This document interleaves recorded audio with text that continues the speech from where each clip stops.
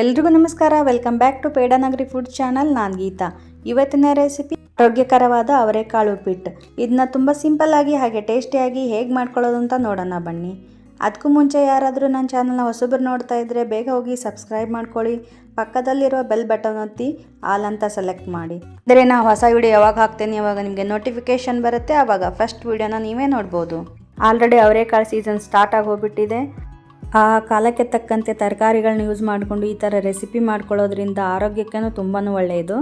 ಅವರೆಕಾಳನ್ನ ಉಪಯೋಗಿಸ್ಕೊಂಡು ತುಂಬಾ ರೆಸಿಪಿಗಳನ್ನ ಮಾಡ್ಬೋದು. ಇನ್ನು ಮುಂದೆ ನಮ್ಮ ಚಾನಲಲ್ಲಿ ಬೇರೆ ಬೇರೆ ರೆಸಿಪಿಗಳು ತೋರಿಸ್ಕೊಡ್ತೀನಿ. ಬನ್ನಿ ಹಾಗಿದ್ದರೆ ಈ ಅವರೆಕಾಳು ಉಪ್ಪಿಟ್ಟನ್ನು ಹೇಗೆ ಮಾಡ್ಕೊಳ್ಳೋದು ಅಂತ ನೋಡೋಣ. ಮೊದಲಿಗೆ ನಾನು ಇಲ್ಲಿ ಒಂದು ಕುಕ್ಕರ್ ತೊಗೊಂಡಿದ್ದೀನಿ. ಅದಕ್ಕೆ ಈ ಅವರೆಕಾಳನ್ನ ಬಿಡಿಸಿ ಇಟ್ಕೊಂಡಿದ್ದೀನಿ. ಇದು ನಾರ್ತ್ ಕರ್ನಾಟಕ ಸೈಡಲ್ಲಿ ನಾರು ಅವರಿ ಅಂತ ಕರೀತಾರೆ. ಅದನ್ನು ಕುಕ್ಕರ್ಗೆ ಹಾಕ್ಕೊಂಡ್ಬಿಟ್ಟು ಸ್ವಲ್ಪ ನೀರು ಹಾಕ್ಕೊಂಡು ನಾನು ವಾಶ್ ಮಾಡ್ಕೊಳ್ತೀನಿ. ಇವಾಗ ವಾಶ್ ಮಾಡ್ಕೊಂಡು ಬಂದೆ. ಇದಕ್ಕೆ ನಾನು ಸ್ವಲ್ಪ ಅವರೆಕಾಳು ಮುಳುಗುವಷ್ಟು ನೀರು ಹಾಕಿಬಿಟ್ಟು ಸ್ವಲ್ಪ ಉಪ್ಪನ್ನು ಹಾಕ್ತಾಯಿದ್ದೀನಿ. ಹಾಕಿಬಿಟ್ಟು ಕುಕ್ಕರ್ ಲಿಡ್ ಮುಚ್ಚಿ ಇದನ್ನು ಬೇಯಿಸ್ಕೊಳ್ಬೇಕು. ಇದನ್ನು ನಾನು ಒಂದು ವಿಷಲ್ ಕೂಗಿಸ್ಕೊಳ್ತೀನಿ. ಅದು ವಿಷಲ್ ಆಗೋಷ್ಟರಲ್ಲಿ ನಾವು ಈ ಕಡೆ ಉಪ್ಪಿಟ್ಟಿಗೆ ರೆಡಿ ಮಾಡ್ಕೊಳ್ಳೋಣ. ನಾನು ಒಲೆ ಮೇಲೆ ಒಂದು ಪ್ಯಾನ್ ಇಟ್ಟಿದ್ದೀನಿ. ಅದಕ್ಕೆ ಬನ್ಸಿ ರವೆನ ಹಾಕಿ ಹುರ್ಕೊಳ್ತಾ ಇದ್ದೀನಿ. ಇದಕ್ಕೆ ನಾರ್ತ್ ಕರ್ನಾಟಕ ಸೈಡು ವೆಂಕಟೇಶ್ವರ ರವೆ ಅಂತ ಹೇಳ್ತಾರೆ. ಇಲ್ಲಿ ಬನ್ಸಿ ರವೆ, ಲಪ್ಸಿ ರವೆ ಅಂತೆಲ್ಲ ಹೇಳ್ತಾರೆ. ಆ ರವೆನ ಹಾಕಿಬಿಟ್ಟು ಈ ಥರ ಅರಳೆಳ್ಳು ಥರ ಹುರ್ಕೋಬೇಕು. ನಾನು ಡ್ರೈ ಆಗಿ ಹುರ್ಕೊಳ್ತಾ ಇದ್ದೀನಿ, ಎಣ್ಣೆ ಏನು ಹಾಕಿಲ್ಲ. ನೋಡಿ ಈ ಥರ ಆದರೆ ಸಾಕು. ಇವಾಗ ನಾನು ಇದನ್ನು ಪ್ಲೇಟ್ಗೆ ಟ್ರಾನ್ಸ್ಫರ್ ಮಾಡ್ಕೊಳ್ತೀನಿ. ಇವಾಗ ಇಷ್ಟ ಆದರೆ ಸಾಕು ಹುರಿದಿದ್ದು. ನೋಡಿ ಇಷ್ಟ ಆಗಿದೆ, ಇಷ್ಟ ಆದರೆ ಸಾಕು. ಅದೇ ಪ್ಯಾನ್ನೇ ಮತ್ತೆ ಒಲೆ ಮ್ಯಾಗೆ ಇಟ್ಕೊಂಡು ನಾನು ಒಂದು 2 ರಿಂದ 3 ಟೇಬಲ್ ಸ್ಪೂನ್ ಎಣ್ಣೆ ಹಾಕ್ಕೊಳ್ತೀನಿ. ಎಣ್ಣೆ ಬಿಸಿ ಆದಮೇಲೆ ಸಾಸಿವೆ ಹಾಕ್ಕೊಳ್ತೀನಿ.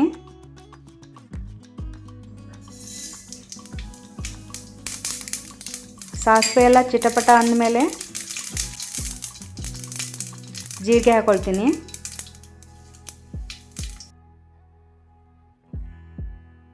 ಇವಾಗ 1 ಟೇಬಲ್ ಸ್ಪೂನಷ್ಟು ಕಡಲೆಬೇಳೆ ಹಾಕ್ಕೊಳ್ತಾ ಇದ್ದೀನಿ. 1 ಟೇಬಲ್ ಸ್ಪೂನಷ್ಟು ಉದ್ದಿನಬೇಳೆ ಹಾಕ್ಕೊಳ್ತಾ ಇದ್ದೀನಿ. ಇದು ಹಾಕ್ಕೊಂಡ್ಬಿಟ್ಟು ಸ್ವಲ್ಪ ಫ್ರೈ ಮಾಡಬೇಕು. ಸ್ವಲ್ಪ ಗೋಲ್ಡನ್ ಬ್ರೌನ್ ಆಗಬೇಕು ಇದು. ನೋಡಿ ಇವಾಗ ಗೋಲ್ಡನ್ ಬ್ರೌನ್ ಆಗಿದೆ. ನಾನು ಒಂದು 2 ರಿಂದ 3 ಹಸಿಮೆಣಸಿನ್ಕಾಯಿ ಹಾಕ್ಕೊಳ್ತಾ ಇದ್ದೀನಿ, ಕಟ್ ಮಾಡಿದ್ದು. ಹಾಕ್ಕೊಂಡು ಸ್ವಲ್ಪ ಫ್ರೈ ಮಾಡ್ಕೊಳ್ತೀನಿ. ಇಲ್ಲಿ ನಾನು ಒಂದು ದೊಡ್ಡ ಈರುಳ್ಳಿ ತೊಗೊಂಡಿದ್ದೀನಿ, ಸಣ್ಣದಾಗಿ ಕಟ್ ಮಾಡಿರತಕ್ಕಂಥದ್ದು. ಅದನ್ನು ಹಾಕಿ ಫ್ರೈ ಮಾಡ್ಕೊಳ್ತೀನಿ. ಈರುಳ್ಳಿನ ತುಂಬ ಬೇಯಿಸ್ಬಾರ್ದು, ಟ್ರಾನ್ಸ್ಪರೆಂಟ್ ಆಗಿದ್ದರೆ ಸಾಕು. ನೋಡಿ ಇವಾಗ ಈರುಳ್ಳಿ ಫ್ರೈ ಆಗಿದೆ. ಇವಾಗ ನಾನು ಒಂದು ದೊಡ್ಡ ಟೊಮೆಟೊನ ಸಣ್ಣದಾಗಿ ಕಟ್ ಮಾಡಿ ಹಾಕ್ಕೊಳ್ತಾ ಇದ್ದೀನಿ. ಆಮೇಲೆ ಸ್ವಲ್ಪ ಉಪ್ಪು ಹಾಕ್ಕೊಳ್ತಾ ಇದ್ದೀನಿ. ಆಮೇಲೆ ಒಗ್ಗರಣೆಗೆ ಸ್ವಲ್ಪ ಕರಿಬೇವು ಹಾಕಿಬಿಟ್ಟು ಫ್ರೈ ಮಾಡ್ಕೊಳ್ತೀನಿ.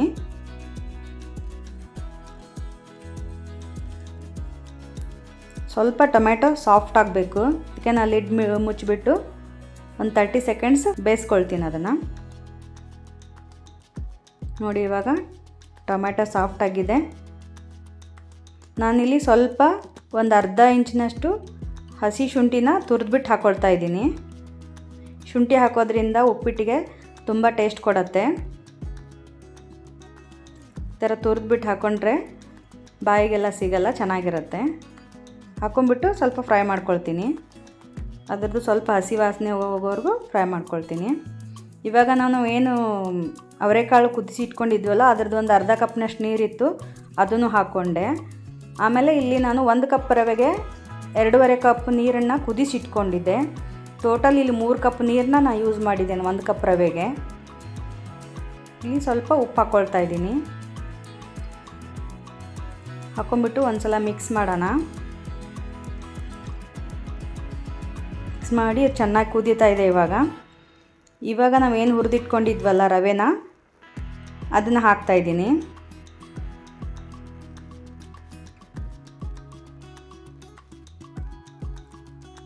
ಹಾಕಿಬಿಟ್ಟು ಚೆನ್ನಾಗಿ ಮಿಕ್ಸ್ ಮಾಡೋಣ.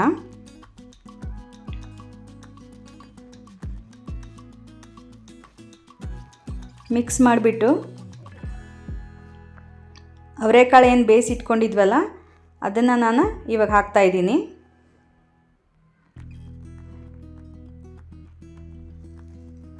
ನಂತರ ಇಲ್ಲಿ ನಾನು ಒಂದು ಬೌಲ್ನಷ್ಟು ಹಸಿ ತೆಂಗಿನಕಾಯಿ ತುರಿದಿಟ್ಕೊಂಡಿದ್ದೆ, ಅದನ್ನು ಹಾಕ್ತಾಯಿದ್ದೀನಿ. ಇದು ಮೇನ್ ಇಂಗ್ರೀಡಿಯೆಂಟ್ಸ್ ಇದಕ್ಕೆ, ಇದನ್ನು ಮಿಸ್ ಮಾಡೋಕ್ಕೆ ಹೋಗಬೇಡಿ. ಆಮೇಲೆ ಸ್ವಲ್ಪ ಕೊತ್ತಂಬರಿ ಸೊಪ್ಪು ಹಾಕ್ತಾಯಿದ್ದೀನಿ. ಹಾಕಿಬಿಟ್ಟು ಇದನ್ನ ಒಂದು ಸಲ ಮಿಕ್ಸ್ ಮಾಡೋಣ.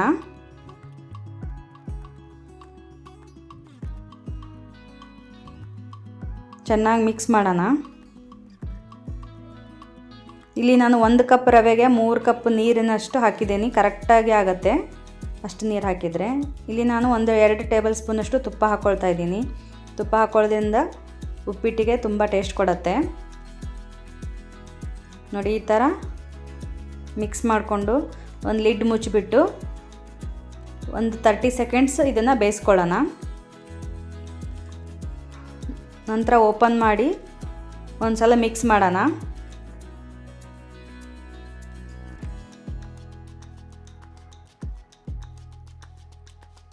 ಒಂದು ಸಲ ಮಿಕ್ಸ್ ಮಾಡಿಬಿಟ್ಟು ನಾನು ಇನ್ನೊಂದು ಸ್ವಲ್ಪ ಬೇಯಿಸ್ಕೊಳ್ತೀನಿ.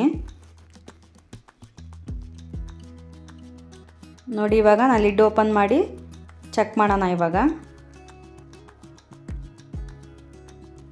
ನೋಡಿ, ಇವಾಗೆಲ್ಲ ಉಪ್ಪಿಟ್ಟು ರೆಡಿಯಾಗಿದೆ. ಕರೆಕ್ಟಾಗಿ ಉಪ್ಪಿಟ್ಟೆಲ್ಲ ಬೆಂದಿದೆ. ಇವಾಗ ನಾನು ಸ್ಟವ್ ಆಫ್ ಮಾಡಿಬಿಟ್ಟು ಲೆಮನ್ ಜ್ಯೂಸ್ ಹಿಂಡ್ತಾಯಿದ್ದೀನಿ, ಲಿಂಬೆಹಣ್ಣಿನ ರಸ ಹಿಂಡ್ತಾಯಿದ್ದೀನಿ. ಹಿಂಡ್ಬಿಟ್ಟು ಮಿಕ್ಸ್ ಮಾಡೋಣ. ಲಿಂಬೆಹಣ್ಣಿನ ರಸ ಯಾವಾಗಲೂ ಸ್ಟವ್ ಆನ್ ಇಟ್ಕೊಂಡು ಹಿಂಡಕ್ಕೆ ಹೋಗಬೇಡಿ, ಹಂಗೆ ಮಾಡಿದರೆ ಕಹಿ ಬಂದುಬಿಡತ್ತೆ. ಯಾವುದೇ ಅಡುಗೆ ಮಾಡಿದರೆ ಸ್ಟವ್ ಆಫ್ ಮಾಡಿದ ಮೇಲೆ ನಾನು ಲಿಂಬೆಹಣ್ಣಿನ ರಸ ಹಿಂಡ್ತಾಯಿದ್ದೀನಿ. ಹಿಂಡ್ಬಿಟ್ಟು ಚೆನ್ನಾಗಿ ಮಿಕ್ಸ್ ಮಾಡಿಕೊಂಡೆ. ಮಿಕ್ಸ್ ಮಾಡಿಬಿಟ್ಟು ಇವಾಗ ಉಪ್ಪಿಟ್ಟು ರೆಡಿಯಾಗಿದೆ. ನಾವು ಇದನ್ನು ಒಂದು ಮುಚ್ಚಳ ಮುಚ್ಚಿ ಒಂದು 5 ನಿಮಿಷ ಹಾಗೆ ಬಿಡೋಣ, ಅಂದರೆ ಅದು ಉಮ್ಗೊಳ್ಳುತ್ತೆ. ಇವಾಗ ನಾನು ಮುಚ್ಚಳ ಓಪನ್ ಮಾಡಿ ನೋಡ್ತಾ ಇದ್ದೀನಿ. ನೋಡಿ, ಇವಾಗೆಲ್ಲ ಚೆನ್ನಾಗಿ ಅರಳ್ಕೊಂಡಿದೆ ಉಪ್ಪಿಟ್ಟು. ಪರ್ಫೆಕ್ಟಾದ ಸಾಫ್ಟ್ ಉಪ್ಪಿಟ್ಟು ರೆಡಿ ಆಯ್ತು. ಇವಾಗ ಆರೋಗ್ಯಕರವಾದ ಉಪ್ಪಿಟ್ಟು.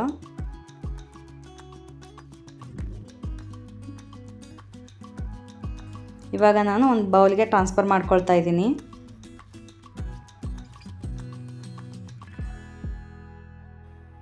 ನಾನಿವಾಗ ಸರ್ವ್ ಮಾಡ್ತಾಯಿದ್ದೀನಿ. ನೋಡಿದ್ರಲ್ಲ, ಸಖತ್ ಟೇಸ್ಟಿಯಾಗಿ ಹಾಗೆ ಅಷ್ಟೇ ಸಿಂಪಲ್ಲಾಗಿ ಮಾಡ್ಕೊಳ್ಳುವಂತಹ ಅವರೆಕಾಳು ಉಪ್ಪಿಟ್ಟು ರೆಡಿ ಆಗೋಗ್ಬಿಡ್ತು. ತುಂಬ ಸಿಂಪಲ್ಲಾಗಿ ಮಾಡ್ಕೊಳ್ಳೋವಂಥದ್ದು ತುಂಬಾ ರುಚಿಯಾಗಿರುತ್ತೆ. ನೀವು ಬೇಕಾದರೆ ಒಂದ್ಸಲ ಟ್ರೈ ಮಾಡಿ ನೋಡಿ, ಹಾಗೆ ಹೇಗೆ ಬಂತು ಅಂತ ಕಮೆಂಟ್ ಮಾಡಿ ತಿಳಿಸಿ. ಅವರೆಕಾಳು ಸೀಸನ್ನಲ್ಲಿ ಹಾಗೆ ಉಪ್ಪಿಟ್ಟು ಮಾಡ್ಕೊಳ್ಳೋ ಬದಲು ಈ ಥರ ಅವರೆಕಾಳು ಹಾಕ್ಕೊಂಡು ಉಪ್ಪಿಟ್ಟು ಮಾಡಿಕೊಂಡ್ರೆ ಟೇಸ್ಟೂ ತುಂಬ ಚೆನ್ನಾಗಿರುತ್ತೆ, ಆರೋಗ್ಯಕ್ಕೂ ಅಷ್ಟೇ ಒಳ್ಳೆಯದು. ಈ ಅವರೆಕಾಳು ಉಪ್ಪಿಟ್ಟು ರೆಸಿಪಿ ಇಷ್ಟವಾಗಿದೆ, ವಿಡಿಯೋಗೊಂದು ಲೈಕ್ ಮಾಡಿ. ಹಾಗೂ ಇನ್ನೂ ಹೆಚ್ಚಿನ ರೆಸಿಪಿಗಳಿಗಾಗಿ ಪೇಡಾನಗರಿ ಫುಡ್ಸ್ ಚಾನಲನ್ನು ಸಬ್ಸ್ಕ್ರೈಬ್ ಮಾಡಿ ಸಪೋರ್ಟ್ ಮಾಡಿ ಅಂತ ಕೇಳ್ಕೊಳ್ತೀನಿ. ಮತ್ತೊಂದು ರೆಸಿಪಿಯೊಂದಿಗೆ ಮತ್ತೆ ಬರ್ತೀನಿ. ಅಲ್ಲಿವರೆಗೂ ಟೇಕ್ ಕೇರ್, ಬಾಯ್.